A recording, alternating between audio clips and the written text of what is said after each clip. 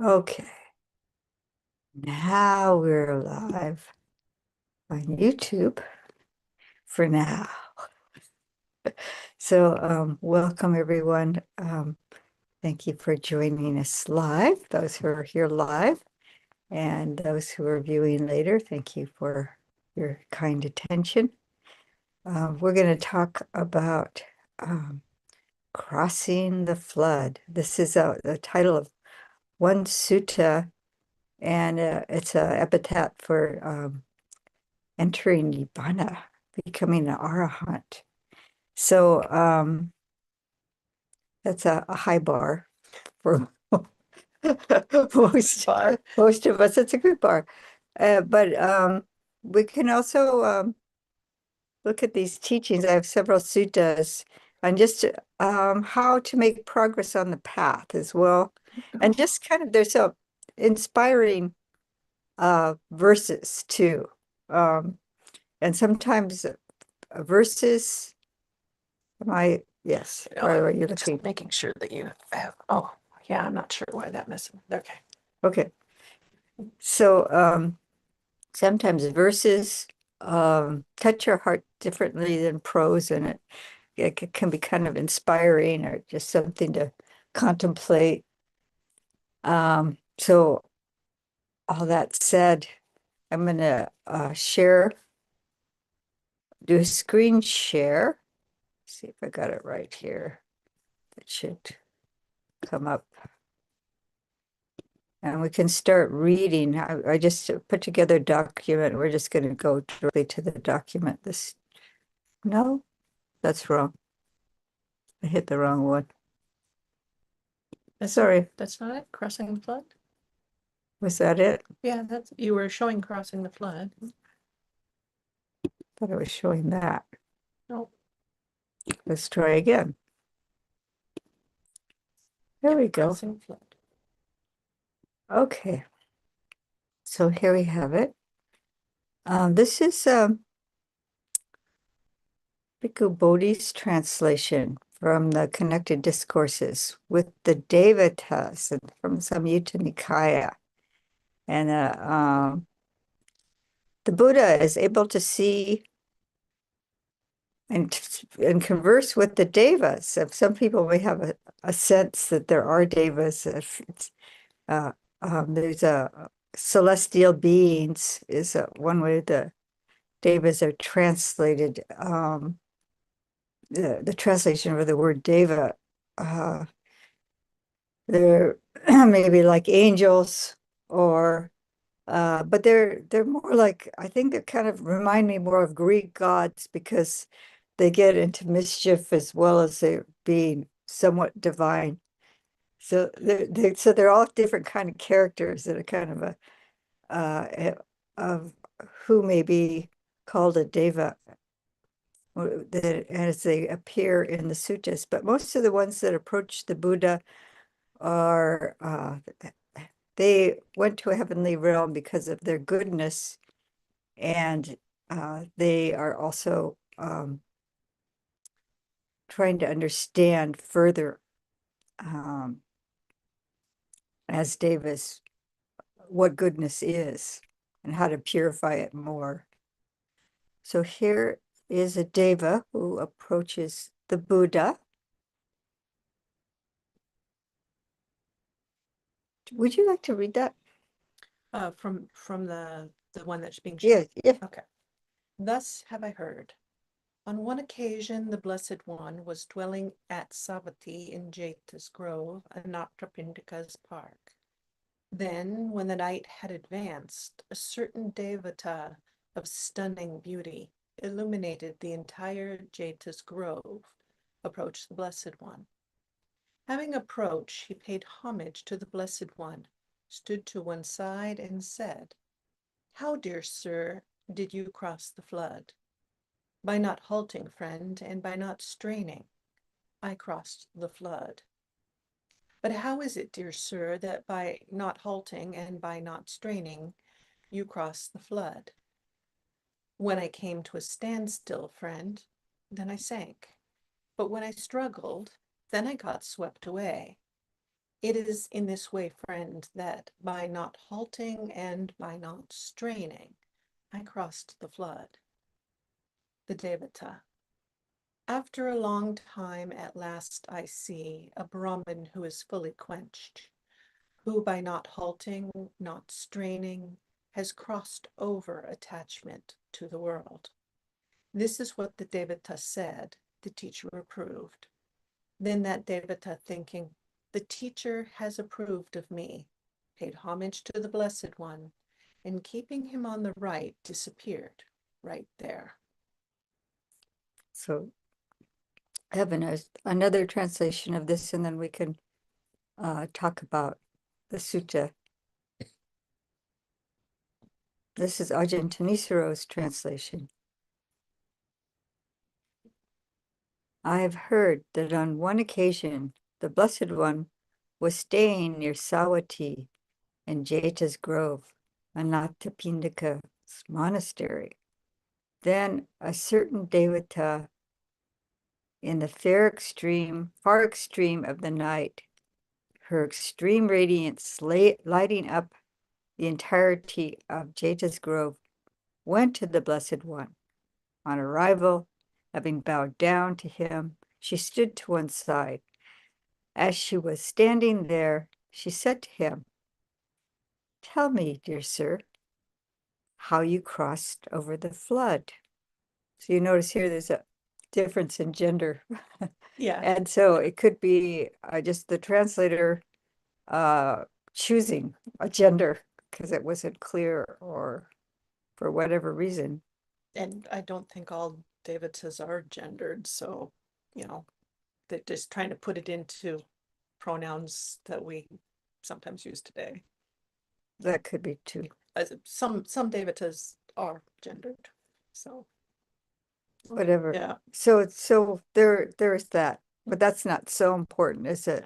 This one Deva's somehow heard about the Buddha and heard that he crossed the flood, and we'll talk about what that is and once we finish reading this. I crossed over the flood without pushing forward, without staying in place. But how, dear sir, did you cross over the flood without pushing forward, without staying in place? When I pushed forward, I was whirled about. When I stayed in place, I sank. So I crossed over the flood without pushing forward, without staying in place. And the Devatas often speak in verse. Here she is. At last I see a Brahman totally unbound, who, without pushing forward, without staying in place, has crossed over the entanglements of the world. That is what the Devata said. The teacher approved, realizing that the teacher has approved of me. She bowed down to him, circumambulated him, keeping him to her right, and then vanished right there. So these are just slightly different translations, and the word unbound and quenched is talking about having realized nibbana, having become an arahant. So the flood here in this case, they're just talking about attachment. I think Bhante Bodhi said attachment. Uh,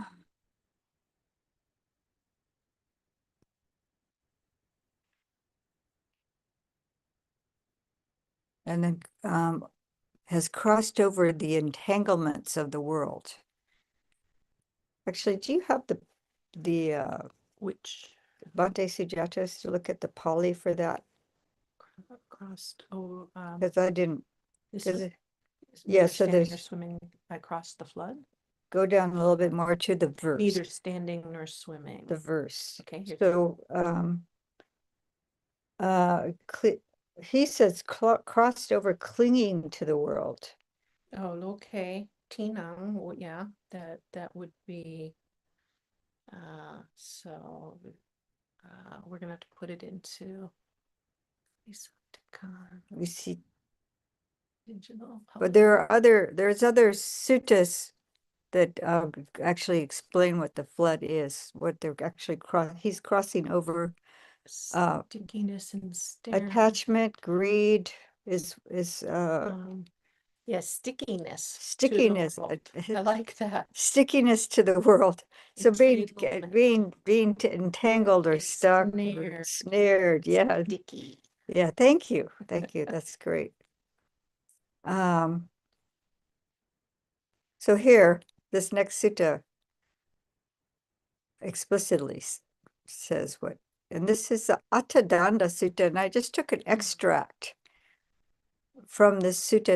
It's a much longer verse, and it's Attadanda is taking up arms, and but because the Buddha, before he went forth into his search, before, when he was still living a comfortable householder life or a palace life, as some people say, he saw people in conflict with one another, and this is one of the things that compelled him to go forth on the noble search, to see to find the ending of sickness, aging, and death. But here he says, greed, I say, is the great flood. So now this is after his awakening, and he's instructing the bhikkhus at this point. So now he's telling, or all of us, greed, I say, is the great flood, and longing is the current, the basis, the compulsion, the swamp of sensuality, so hard to get past. The sage never strays from the truth. The Brahman stands firm on the shore. Having given up everything, they are said to be at peace. But so that tells us what the flood, in this case, this sutta particularly, because he's talking about the stickiness to the world as the flood in this case. But I also wanted to speak a little bit about this without pushing forward and without staying in place. So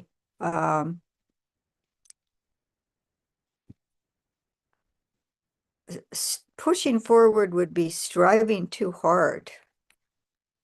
And then staying in place would just be kind of giving up or not really applying any effort. So this is really talking about a right effort rather than, yeah, using too much energy and using too much force, or not doing anything and just kind of being swept along in the current, or sinking. In this case, he sank. So that would be actually in our practice, we could just sink if we don't really make any effort. And if we try too hard, then we'll get whirled around. And I used to live in Santa Cruz, California, and people would swim and surf and everything. But especially for somebody swimming, there was the instruction, if you get in a riptide and the current is pulling you out, you don't swim against the current, and you don't just let the current carry you, because if you swim against the current, you'll get exhausted. And if you don't do anything, you get carried out. So you have to kind of swim at an angle, like, yeah, and get out of the current. I never got caught in a riptide, but this is the instruction for all those who would swim in. I would be on a bodyboard, or I would do some swimming. I wasn't a great swimmer. I didn't go out too far, but anyway, this is what made me think of it, actually trying to swim and getting caught in a current. So we can't just give up. If things are getting hard in our practice, if it's difficult, we still have to be putting some effort forward, but we have to kind of be skillful in how we do our, we work with difficulties. And just generally not pushing too hard or not being too complacent. So I think I have two translations of Attadanda. Would you read the second one for me, please, IA? Sure. Greed, I say, the great flood. Its torrent, the rush of lust, lust's object, an imagining. The swamp of lust is hard to cross. The sage on firm ground stands, not swaying from truth, a paragon, having relinquished all, peaceful, that once called. That's quite beautiful. Mhm. Do you have any comments on this Well, I mean, piece? the swimming analogy, so I've been doing physical therapy at a pool, and I've gone out 3 or 4 times now. And definitely this sense of like the best way to be safe and move through the water is actually very relaxed. It's kind of one pointed, the way that you move the body. There's a whole lot of aspect of right effort. And it's just really interesting how you can take this analogy and have a sense of, am I going to be moving in a right directed way? Am I going to be sinking? I think we can get a real body base of what it feels like to be too loose to stand and sink, and what it's to flail or overexert. You don't have to go find a riptide to play with it. Yeah. So we can use all of our day's activities uh, to further our practice. So just seeing things in the light of right effort when we're doing something physically or work, that how do we approach it? This swamp of lust. I mean, what an image is. And if we feel that when we're overcome by these desires, it's hard to stand firm. It's hard to stay steady. And so really seeing clearly that that pulling off of balance, it, yeah, you can be in any activity, and when that rush comes over you, to notice, what does it do to my balance? Yeah, so Lawrence Cantipalo Mills was a bhikkhu for a period of time. He went out of robes, but he kept his Pali name as part of his name. And so he had a very poetic translation of the Sutta Nipata. So he's just saying the word lust, but that's also greed. Yeah, I didn't bring the Earlier in that same sutta, he says, not sleepy, drowsy, slothful not, living not with negligence, taking no stand on arrogance. And so I think he does pull in that mind inclines to nirvana. So it's an arrogance can be another thing that we try to stand firm on, and it's a swamp too. it's a swamp. It's not something we can really stand on. Nope. So this is an extract from the Vipers, but it has a wonderful metaphor in it that I took the extract of to talk about the. Did I do the wrong? Nope. I was just copying it so I can get the source. Oh, okay. I didn't know what was just happening there. So it's we'll have to look at this full sutta another time because it's a pretty lively Yeah, sutta. yeah. But I took an extract from it because it does have the metaphor of crossing the flood. So this person, he's fleeing. All these people are chasing him, and he's fleeing. And it's also it's a metaphors for or simile for a lot of different things going on in samsara.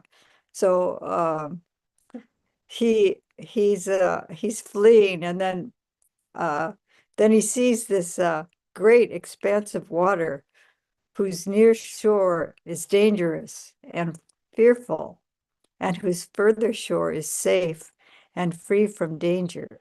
But there is no ferry boat or bridge for crossing over. And the person who sees this thinks, let me collect grass, twigs, branches, and foliage and bind them together into a raft, so that by means of the raft, making an effort with my hands and feet, I can get safely across to the far shore. Then the person would collect grass, twigs, branches, and foliage and bind them together into a raft, so that by means of that raft, making an effort with his or her, I edited this. I missed that one. I was trying to take all the pronouns out. By means of hands and feet, they would get safely across to the far shore. So then they do that. They crossed over, going beyond the Brahman stands on high ground. And then the Buddha is saying, I've made up the simile because in order to convey a meaning, this is the meaning here. The great expanse of water, that is a designation for the four floods: the flood of sensuality, the flood of existence, the flood of views, and the flood of ignorance.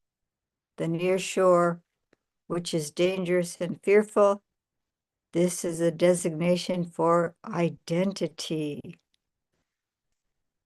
Isn't that interesting? When I looked at the sutta again, I realized I was thinking that the near shore was samsara, but identity is here. It says, the further shore, which is safe and free from danger, this is a designation for nibbana. I like that because um,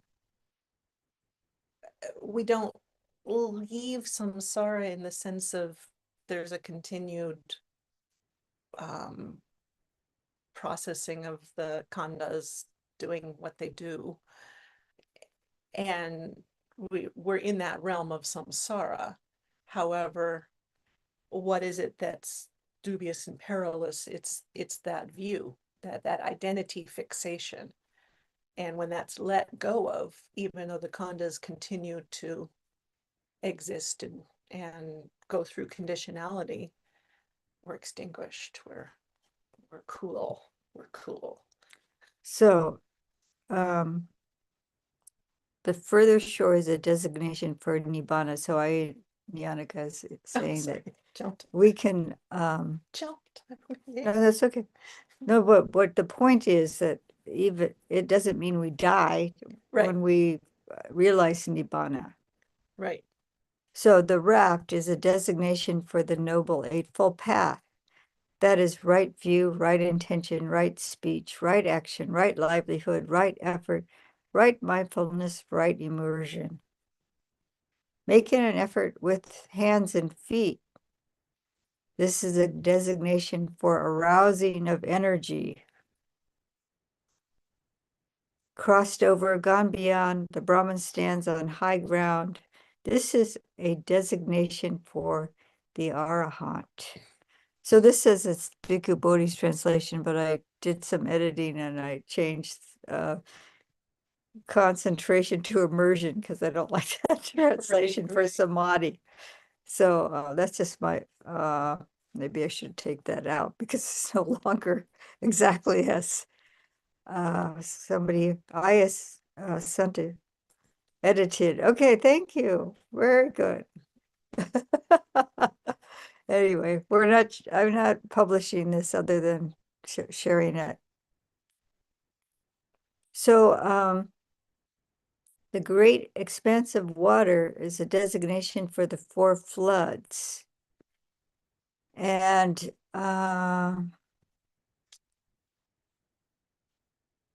so the four floods is Oga is flood, and sense desire is Kamoga. The desire for existence, Bawoga.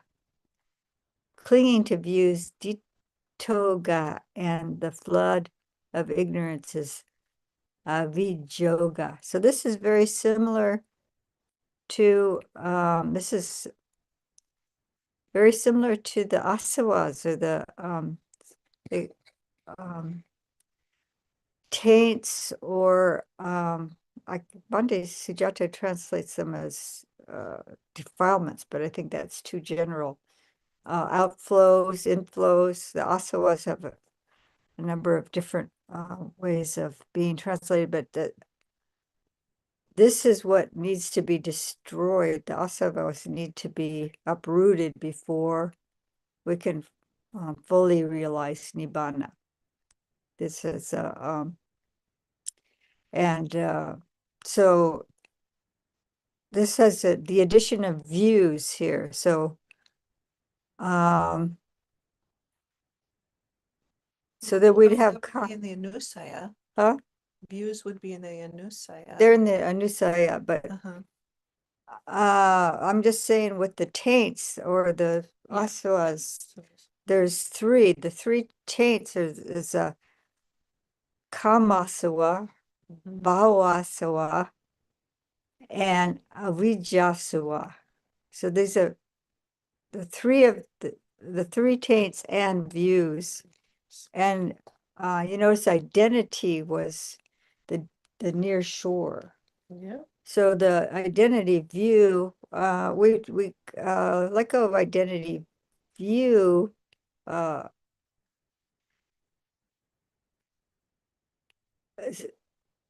view of identity is as these five khandas, but to really completely let go of all views, I think too is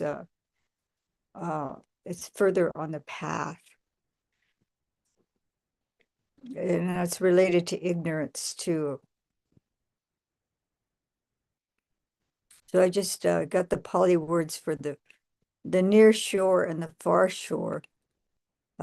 Para is a near shore, and that's identity.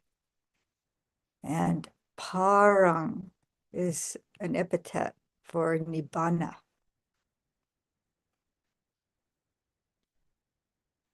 So we still have a little time here. Would you read this one? This from the Sutta Nipata.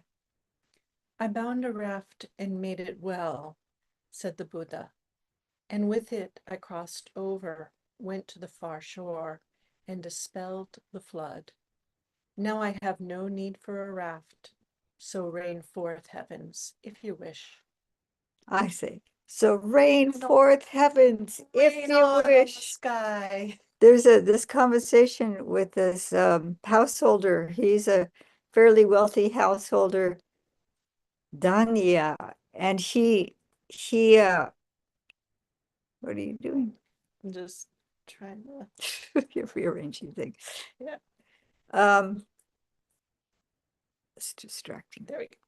So he's having a conversation with Dania, and Dania is saying, "Oh yeah, winter's coming, and I've got the cattle, or I have all this cattle, and I've got the shelter, my house, and I've got my store of grain and all this stuff. And so rain So on. go ahead and rain. Yeah, and the Buddha saying, Days. the Buddha says, I've got no cattle, I've got no children, I've got no rain on. But this is like right here saying, so he bound a raft and made it well, and with it crossed over and went to the far shore and dispelled the flood.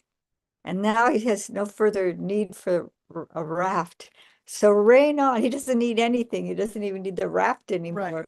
It's just like it's like rain on. It doesn't matter. He's not going to be affected by that. So it's just really beautiful. So in the context, you can get the sense of it a little bit more. But rain forth heavens, if you wish. Rearranging things. Okay, so this is a Dhammapada verse. And it's in the section on the wise, and I'm not sure which the wise is verses 76 to 89. So it's somewhere along in those that set of verses. But I just took this out because it does speak about crossing over. Few are those among humans who cross to the far shore. The rest just run around on the near shore. When the teaching is well explained, those who practice accordingly will cross over death's domain so hard to pass. So how do we do that? This sutta will tell us. At Sawati, bhikkhus, these 8 things, when developed and cultivated, lead to going beyond from the near shore to the far shore. What 8? Right view, right thought, right speech, right action, right livelihood, right effort, right mindfulness, and right immersion. These 8 things, when developed and cultivated, lead to going beyond from the near shore to the far shore. This is what the Blessed One said. Having said this, the Fortunate One, the teacher, further said this. Few are those among humankind who go beyond to the far shore. The rest of the people merely run up and down along the bank. When the Dhamma is rightly expounded, those who practice in accordance with the Dhamma are the people who will go beyond the realm of death, so hard to cross. Having left behind the dark qualities, the wise person should develop the bright ones. Having crossed from home to homelessness, where it is hard to take delight, there in seclusion, one should seek delight. Having left behind sensual pleasures, owning nothing, the wise one should cleanse oneself of mental defilements. Those whose minds are well developed in the factors of enlightenment, who through non-clinging find delight in the relinquishment of grasping. Those luminous ones with taints destroyed are fully quenched, in the world. That's epithet for Nibbana. So still in the world, if fully quenched. They've gone beyond. So we can open this to discussion, and we can go back and look at things if people want to too, but I'm gonna stop the screen share for now.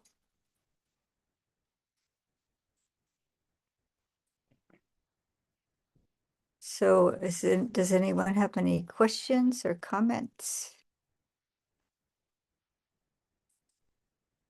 Does it apply to any floods in your life? You're crossing?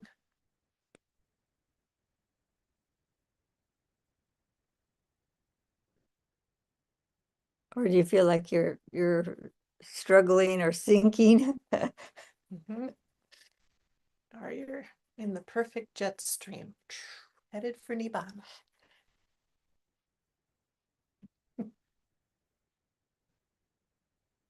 Okay, there's something in the chat. Oh, okay, no. For me? Oh, no, there was just something in the chat, but it was about a sound issue, and I hope it got fixed. Is everyone hearing well enough? Okay, good, good. Yeah. So there's something about entering the stream. And this is one thing that I started thinking about where, oh, let's see, Fuller. Oh, I'm sinking. Oh, someone says I'm sinking. So many responsibilities. Yeah. Yeah, this is very difficult when we're having to work in the world and engage in uh, worldly activities with people that don't have any interest or any knowledge of the Dhamma. And so this feeling of sinking, being caught. And I was meditating last night. I have this evening, I'm going to be uh, leading the program for Dhamma Dharini. And so this is Death Awareness Month. And so I was just thinking about some kind of a death contemplation or meditation that I could lead, for a group. And I was also listening to some other people's a guided meditation.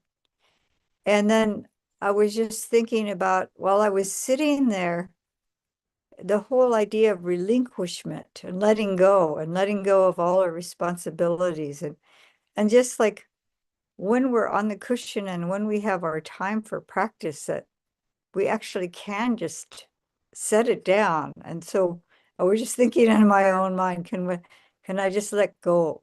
Can I just let go of you know, everything, starting at uh, other people were talking about, you're going to be letting go of all your material possessions. You're going to be letting go of all the who are dear to you.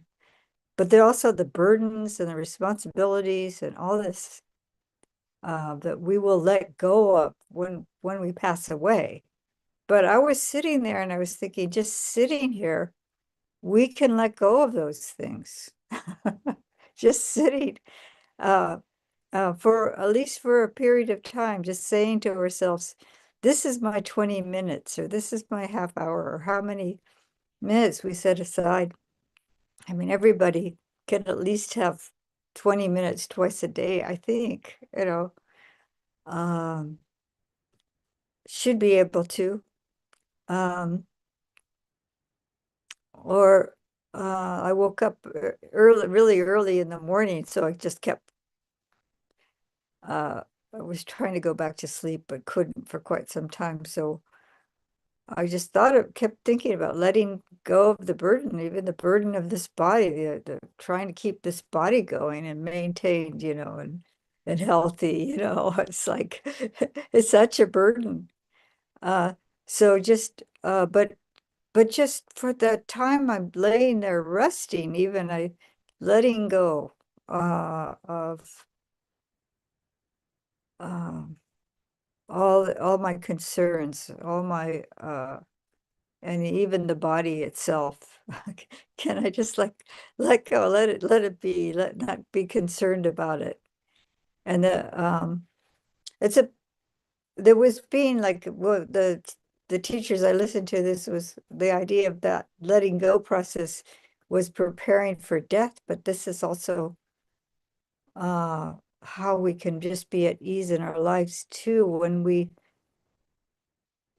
can just take those moments or even just take a a breath during the day, a few breaths, or yeah, there's moments brushing our teeth or something, just being there with that without thinking about the all our concerns and all that we need to take care of.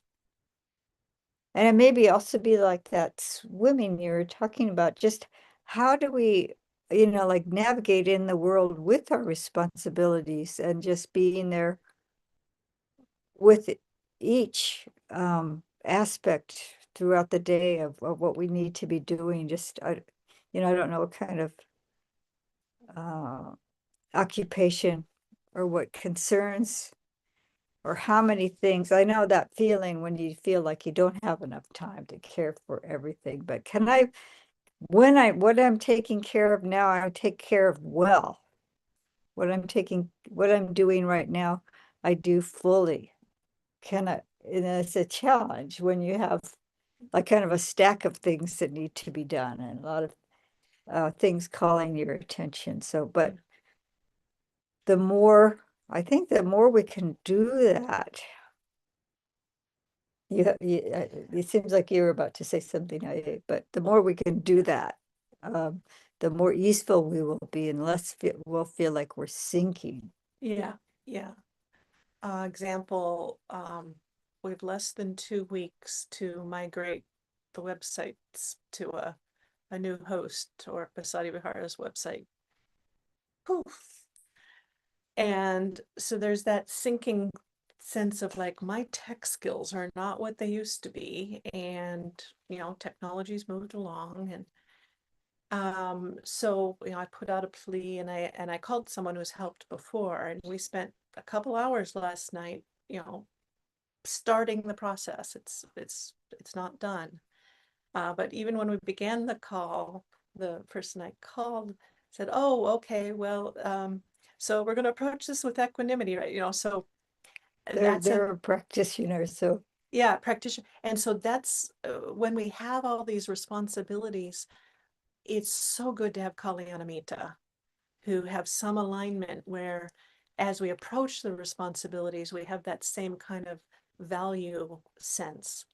And so we spent 2 hours navigating through the various things, and neither one of us, it's not this person's area of tech either, but they've got a sharp mind and know what question to ask. And so we approached it with the curiosity and it's like, well, that doesn't make sense. What if? And, just going through it. And I didn't feel like taking it on was quite so draining as when I was trying to do it by myself with that shadow voice of oh, you don't remember this. It's just same questions being asked, but having a Kalyanamita there to just kind of go through the process. And we have little pauses while this was downloading or that was, and be able to connect in on other things in the Dhamma. And at the end, I said, okay, well, I am definitely fading. This is supposed to be my meditation time. I should go to that. And said, oh, I hope you're going to get it at least 15 minutes of meditation tonight too. And that's something that we can do for each other, is to remind, oh, if we want to be buoyant and not sink, that put that 15 or 20 minutes in, and it can help stay on the raft. So both in terms of the responsibility, it's like where we can have Kalyanamita to help carry it, that's super helpful. Where we can have the ability to, like, what aspects am I bringing in that are wholesome to hold it, that's excellent. And then also to have that time to just keep us buoyant in the Dhamma, really, really important. So the website job's not done, but taking the pause and then, hopefully approaching it again today or tomorrow or over the next 2 weeks. And if the site goes poof, holding that with equanimity too. yes, and I'm also glad that you're taking the time to attend these programs that Yeah. have that time, and This builds the raft. and to be able to to say to other people. I'm thinking, to reach out. So yeah, so I hope that was helpful. And yeah, and yeah, there also I think if you have colleagues that maybe not even Buddhists, but do have really steady equanimous minds, and that and they're people from other traditions and other, or just their character is very solid and ethical. Um, if that is possible to relate more to those people, if you're in a workplace and there are various people that you can choose to have more association with, then yeah, go for those people for support. But also, yeah, reach out to your uh friends on the path of other Buddhist practitioners, and definitely get your some time during the day for quiet. Is it? Tough living in samsara. Yeah, It's tough. yeah.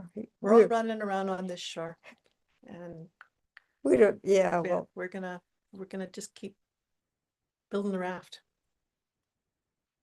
so is there another question? I see Kama has appeared on camera. Did you have a question? Hmm.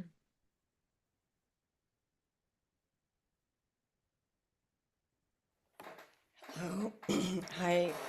Thank you for the teaching, Ayaz. And I was reminded of a sutta I was studying yesterday, and it sort of relates to this, I think. And I would ask you if it does. And it's MN. It's the two kinds of thoughts. Mm. MN 19. I'm sure you know that one well. Yeah, and so I've been using the suffering, the sinking, to study more, so it can be a really valuable, it's the first noble truth, suffering. Yes, there is suffering, and it can be used to uh, further oneself if and to find a way. Anyway, that is always a motivator for me, is this suffering when I sink, and to see it like it's actually a feedback to me to see where I need to learn. That's how I'm seeing it. Mm. And I think I might have tried to solve it through the world in the past, but actually I see I actually want to see I must be thinking incorrectly. I must be not seeing this, or something's wrong in my practice if I'm having, you know, uh, trouble. And I don't know if that's for everybody, but that's how I'm seeing it. And I feel it's more productive, for me to see where I can. I think that's what the Buddha's always pointing to also, is where the, you know, work is. Mhm. Yeah. Yes. Yeah, I but wonder, uh, yeah, I was just gonna try to link that two kinds of thought I definitely get, with Oh, the I was gonna, with the this one yeah. particular thing in there is what I want. It's but with excessive thinking and pondering, I might tire my body. So when the body is tired, the mind becomes disturbed. And when the mind is disturbed, it is far from concentration. So I've steadied my mind internally, quieted it, brought it to singleness, and concentrated it. Why is that? So that my mind should not be disturbed. So this is when he had eliminated all the unwholesome thoughts, the unskillful thoughts. and only what was coming up were the wholesome thoughts. But even that became an agitation to the mind because he kept thinking, and that maybe that's pushing too hard or straining because the mind is working too hard. So that would be one, it's a more subtle form of that it's striving, too much striving. So then he just allowed his mind to be to quiet. And that's still, it's not standing still. Mhm. It wouldn't be standing still. And so it's a more subtle form of that. So he divided his thoughts into two kinds. So that one was a skillful, or what would cause harm to himself or another, or both. And then the ones that were beneficial to himself or to others, or both. And so he had some momentum going of abandoning the unwholesome or the unskillful and bringing up the skillful, but he didn't, I think the mind, it was just too agitated. So, but your point too about that seeing the dukkha, seeing like when I'm sinking or when I'm struggling too much, and you see the suffering in that, and so how can I adjust? What can I do? I see the dukkha. I see this is dukkha. Some of it's craving. I want to get to the other shore quickly. So I'm like, but I'm struggling too hard. I'm exhausting myself. Or I just say, oh, this is useless. I give up. But there's dukkha in both of those things. And how do I balance my mind? What can I do? I can see the suffering, and suffering has to do with craving and wanting things to be different than they are. In this case, if we want to either give up or we struggling too hard, can we be where we are? Can we be? I mean, but as being where we are, moving forward, Yep. if that makes sense. Yep. And you were going to say something. Oh, just put it succinctly, is this thought swampy, or is this thought steadying? And then the last two lines of that, the stanza about the swamp and the standing firm, is having given up everything, they are said to be at peace. And so that leads to that second part you mentioned of the, more peaceful, more peaceful, more peaceful, and the stilling. So is this thought swampy or steadying?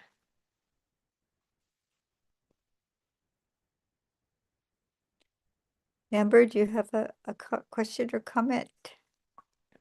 We're also able to go to. Well, just thank you so much for the teaching and the discussion, and thank you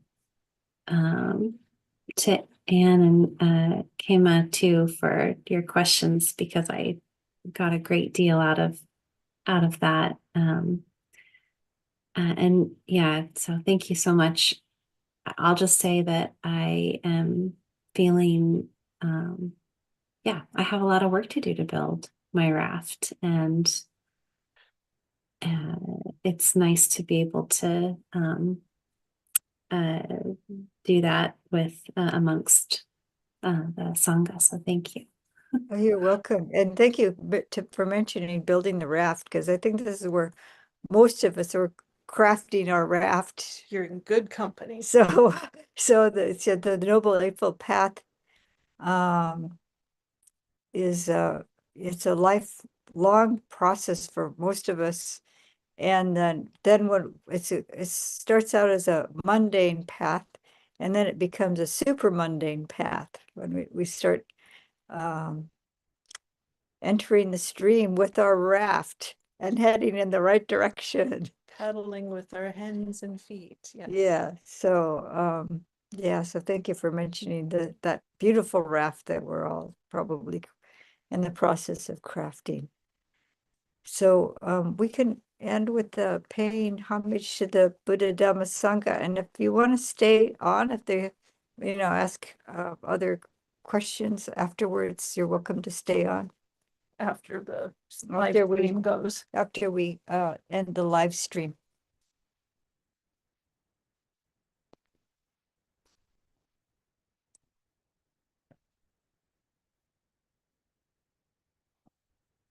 Araham Sama Sambuddho Bhagawa Buddham Bhagavantam Abhivademi Swakato Bhagavata Dhammo Dhammam Namasami Supatipanno Bhagavato Sawaka Sangho Sangham Namami.